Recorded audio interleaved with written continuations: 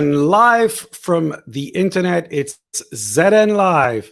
I'm very excited today. We have an experienced special guest, David Hart. He's had over 20 years of experience in communication from the agency world with Fleischman Hillard and Burson Marsteller to the corporate world with Sab Miller, Coca-Cola. And I'm very, very happy to have him today. And I want to start with, I think a pretty important question in 2023. What do you see as the greatest challenge facing communicators today? Thanks, Philip, and thanks for inviting me on the show. Absolutely. So the biggest challenge, I think, today is similar to a challenge that's always kind of plagued communication, and it's about showing value. It's about finding a way of presenting what we do in a way that people fully understand the value that we bring to an organization. I think there are many ways that we can do that. Obviously, we can measure the impact of communications on reputation. There are a variety of metrics that we can use to show engagement in regards to certain stories and certain posts, for example, on social media. But there's a big challenge, which is showing value for the other side of what we do, which is keeping stuff out of the media, keeping stuff out of the opinion space, or shifting a narrative from something that would be detrimental to a business to something that is less so or is not seen. And that's very difficult to calculate. So as an industry, we communicators need to find a route of showing our value. And I think the easiest way to do that, actually, which you wouldn't be surprised from a communicator, is to turn the question on its head. And it's less about talking up the value, although we have to do that, but more about showing the cost of not doing what we're doing, of not communicating. And I think this is the clearest indication of the value that we bring to an organization. Because if you don't communicate, somebody else tells your story for you with their slant and their bias. If you don't communicate and showcase your values and your purpose to an increasingly values and purpose driven talent pool, then those people aren't going to know who you are or that they want to work for you. And equally, if you don't show your purpose and values through communication to a increasingly values and purpose driven consumer base, equally, they're not going to want to buy your products or your services. So think not just about the value that we bring, but also the cost of not doing what we do.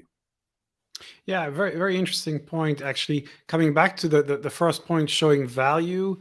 For me, I'm a CEO and I'm also a communicator. And I think the CEO's hat is to say, look, as a company, I need to make sure my customers know I exist. So Yes. Communication is there for a very practical purpose. They need to know I exist. They need to know what I do. And then hopefully they want to work with me. The same applies, of course, for people that you're trying to recruit. So I think it's about, I guess, explaining and educating, but also I think as communicators, for me, the question is, well, does it really deliver? I mean, is it, again, with my CEO hat, I'm saying, how much value do I get from my outreach communication, and does it make sense? Do I need to do less of it? Do I need to do more? How do I get more targeted? That brings me to my second question, which is, communication is a very changing landscape. Basically, if you think about 20 years ago, pre-internet, probably 25 years ago, obviously people were looking at traditional press, advertising, set of metrics. Today, with social media, with the internet, we have this very fluid environment. So what would you say are the most important trends that you're identifying that we need to adapt to? Yeah, and in 20 plus years working in communications, I've seen many trends come and go. Some of them stick and some of them disappear, but they tend to be focused in three big areas. One is, what businesses are talking about. One is how they tell the stories, and the other is where they tell them. And from the first perspective, you see that the most engaged businesses at the moment are talking about ESG and sustainability, of course, and that, I'm sure, is not a trend, but something that's here to stay. But you see that they're talking about it in a very specific way. They're talking about how they're mitigating the impact they make to the environment. And they're talking proactively about how they make a positive impact on the communities that they serve. And that's definitely a shift we've seen in the language that many companies are using on ESG. The second big topic is diversity, equity, and inclusion, and how we create environments in organizations where people can bring their true and whole selves to work. And the third big, I guess, trending topic at the moment is digital transformation, whether that's big data and advanced analytics, whether it's artificial intelligence, and I'm sure we'll come on to talk about things like ChatGPT and AI shortly, and how those things are transforming their business. So the topics is one thing that changes. How you tell your stories is the second. And the most interesting thing in this for me is podcasts. You see the rise of podcasts, and how ironic that a few years ago we were talking about the demise of radio, and we've now come full circle to people actually wanting to get their stories delivered via sound.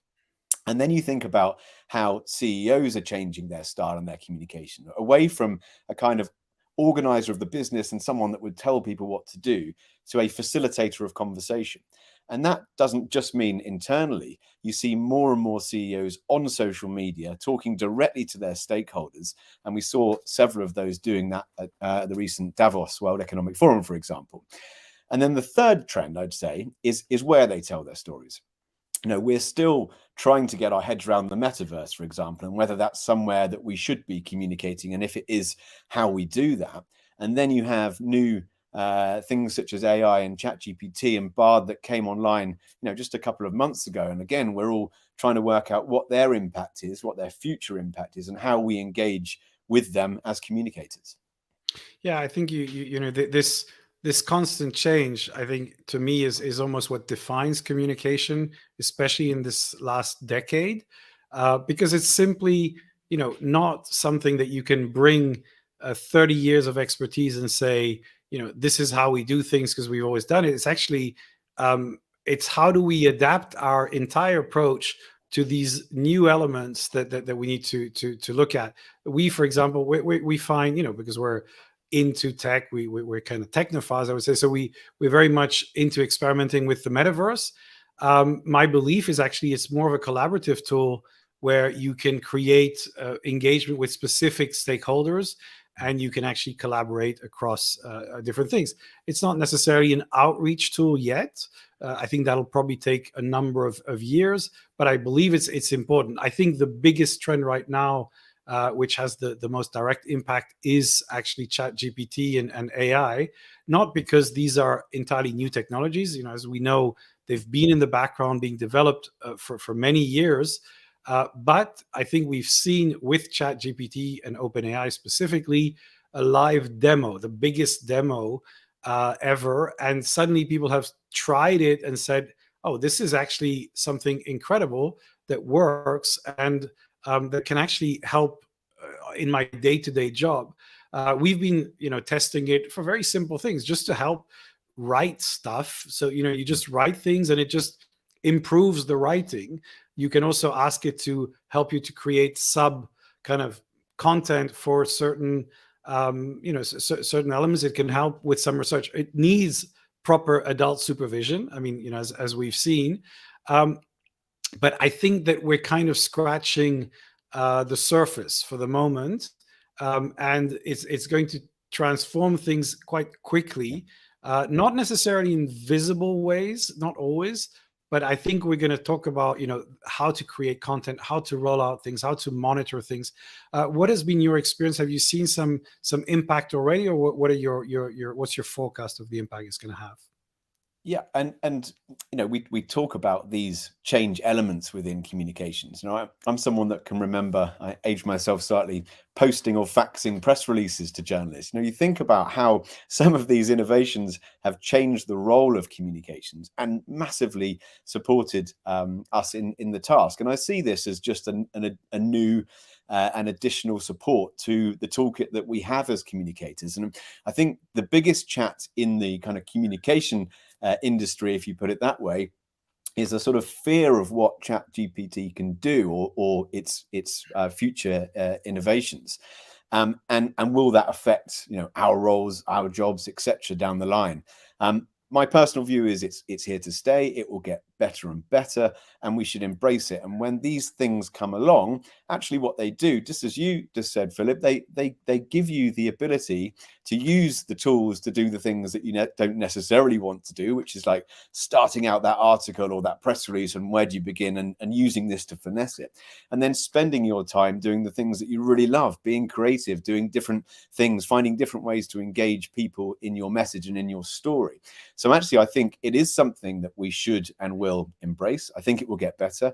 I think when we see the new iterations down the line, and to your point, this is really a demo at this stage, but it's showing the ability and the possibilities of this technology. Yeah. You also said something very interesting in your earlier comment about CEOs at Davos communicating directly to people. I think, this is interestingly something that, I've been talking about since 2000, the early days, because basically what the internet does is give you a direct channel to communicate to your audience. And most communicators, I see this in the EU, I see this in a lot of areas, are still obsessed with reaching journalists and saying, I need to talk to the journalists from from the FT or the BBC or whatever, because they are the ones that make the story. And it's true. I mean, they are important, and they obviously, when they write the story, it gives it a lot of weight. But the reality is that you can work on multiple tracks. You can tell your story directly, and as CEOs become more comfortable and more experienced with this, they will start being somebody who just addresses the audience directly through camera, through podcast, through text, through, I think it's the combination of all these channels that really matter. Now, I think that also creates an interesting challenge for employees in an organization. And I know that you're very active on LinkedIn, but what's your perspective on how to balance the personal and the organization message? So basically, everybody is not the official ambassador and the CEO, who you might say, okay, the CEO can speak on behalf of the organization. But for most people, what do you think should be the way they approach communicating? How do they frame it? Maybe not to get in trouble, and how personal should it be? What's your personal take on that?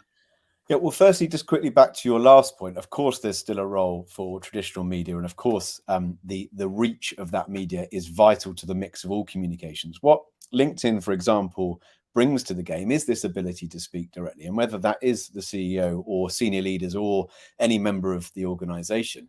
And to answer your question directly, I think both are vital. So good corporate communications done well on LinkedIn can drive real understanding of the business, can be exceptionally engaging if done through storytelling, if done through video and animation and things that people want to engage with.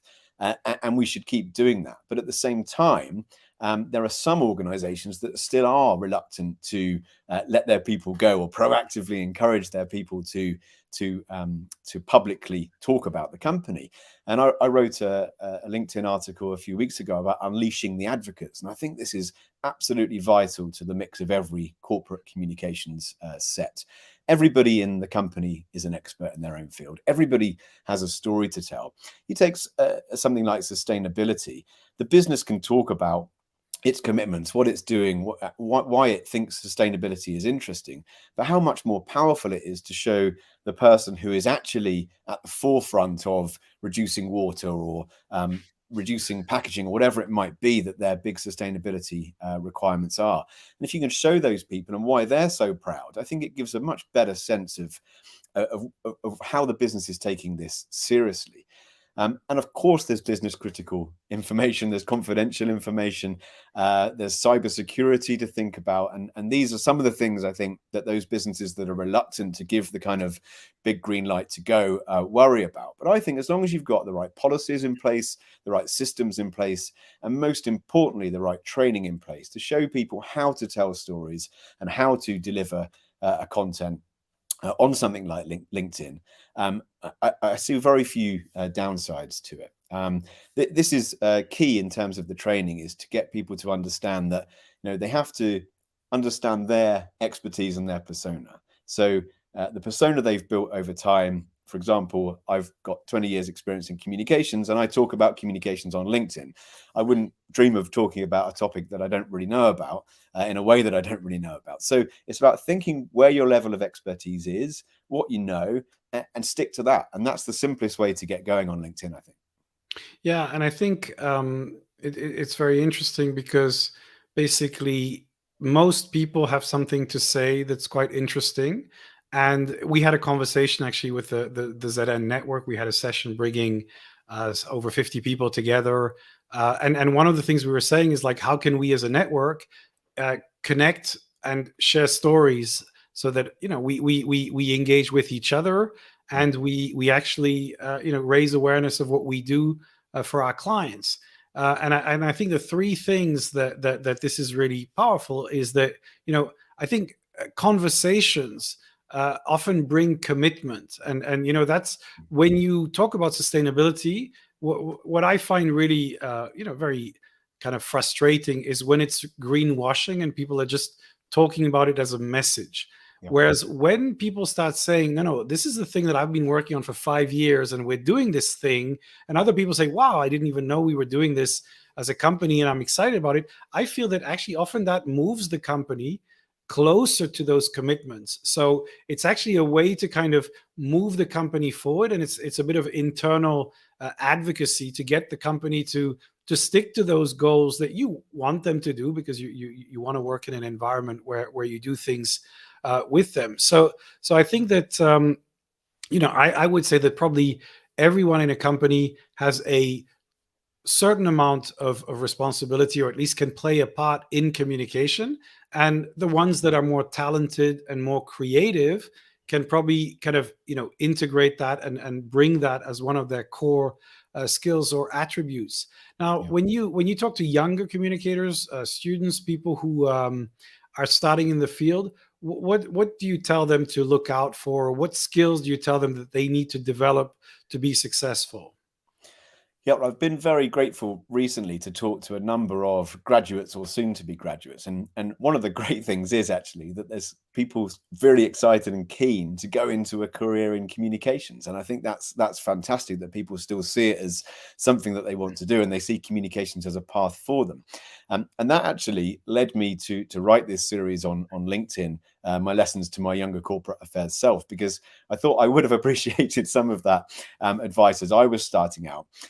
Not specifically when I was starting out in politics, but when I was starting out in a corporate, and how to navigate a corporate. I think that is a specialized skill and something that you really need to work on. And I wrote 9 lessons, and I won't go through them all again now, but I'll give you a kind of summary. The first is really to get to know the business. And I think this is where you sometimes get this divide between people's understanding of the value that communications brings to a business and the actual value that we bring. Because one of the charges laid at communication is that we don't really get the business, and certainly not in the way that commercial or sales would get it. So my advice is to really spend time getting under the skin of the business, spend time outside of the headquarters, in the markets where the action's happening, speak to the different teams, shadow the different teams. It's also where you're going to find the stories. So, the big data team, the analytics team, the finance team, even, you're going to get some real sense of where the business is and where the business is going by shadowing and speaking with these people. So really get to know the business is number one. 2 is to be creative and take risks and help to sell with communications, which again, answers some of those challenges around the value that we bring.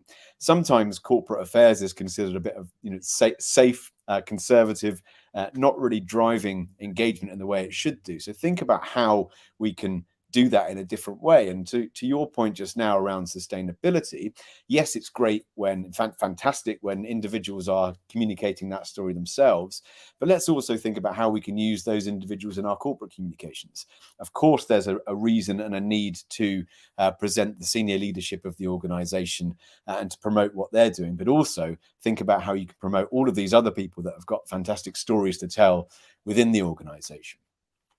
The third one really is to hone your sixth sense. And something I've found throughout my career is the sixth sense of perspective is the one that will draw you into the most important conversations, and they tend to be when there's a crisis or an issue.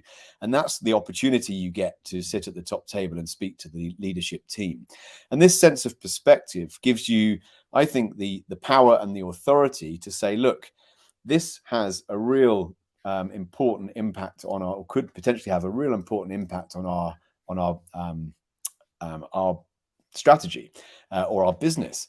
And so think about what that really means, that crisis or that issue, and what that could do to your reputation. And you can have those conversations with the highest level of the organization. So if you're just starting out, think about crisis communications, how crisis communications work, how people have responded well and badly to communications, and what that's done to the reputation of the business.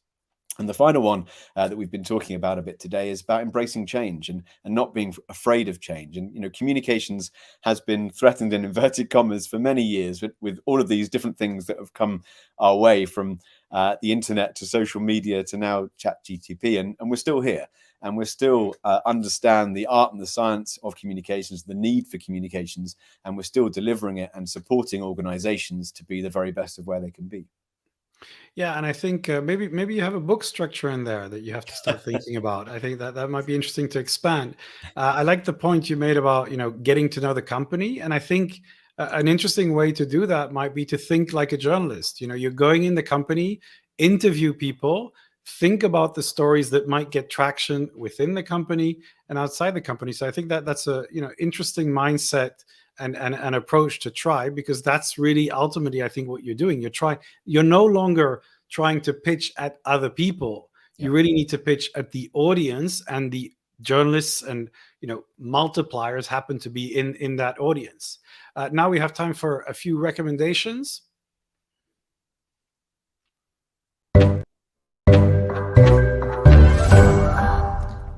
So we had the audio jingle. So what is your recommendation for us this week, David? Well, I thought about a whole wealth of podcasts that I've been enjoying recently, such as Stuff You Should Know, The Intelligence by The Economist. But then I thought I would go old school and recommend a book. I hope some people watching will remember these things. And this one is called Humour Seriously by Jennifer Aker and Naomi Bagdonas.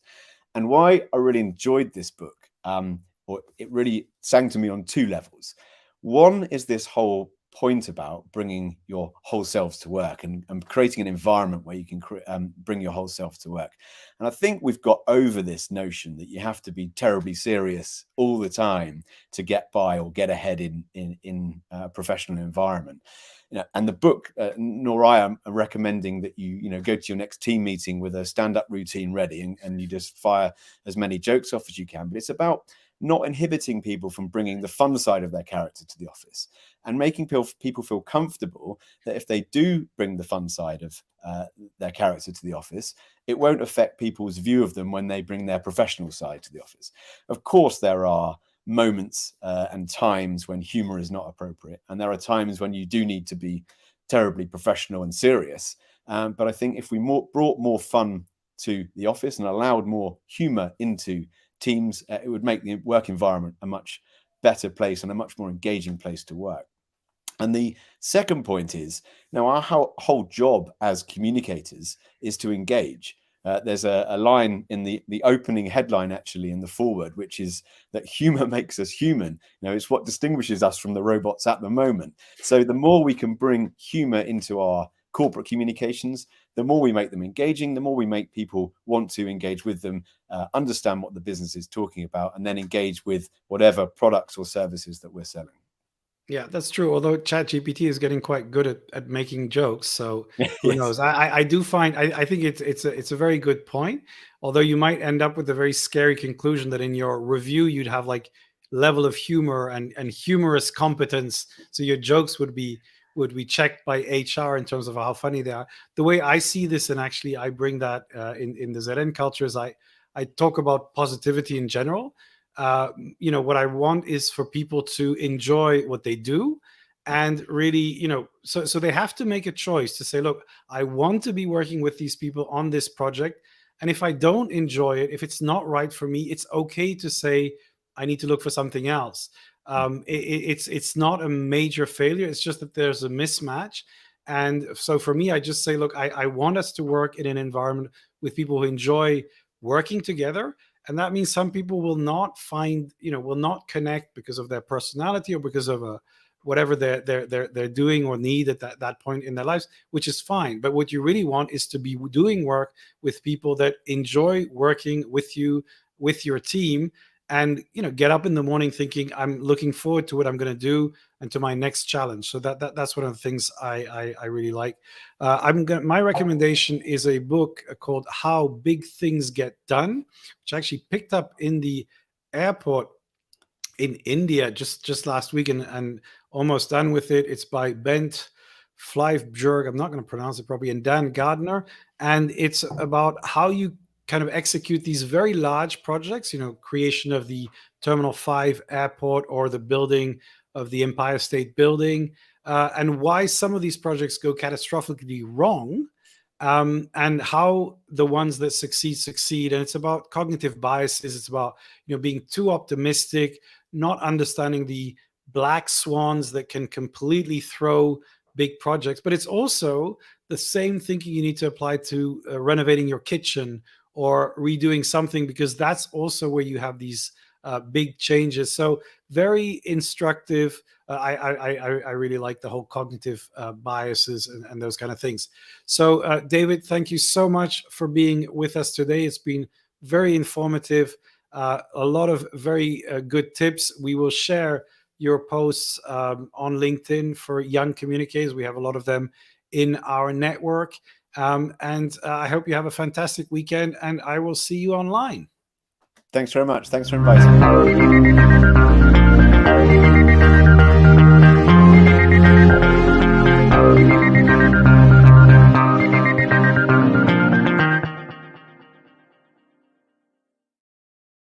Hi there.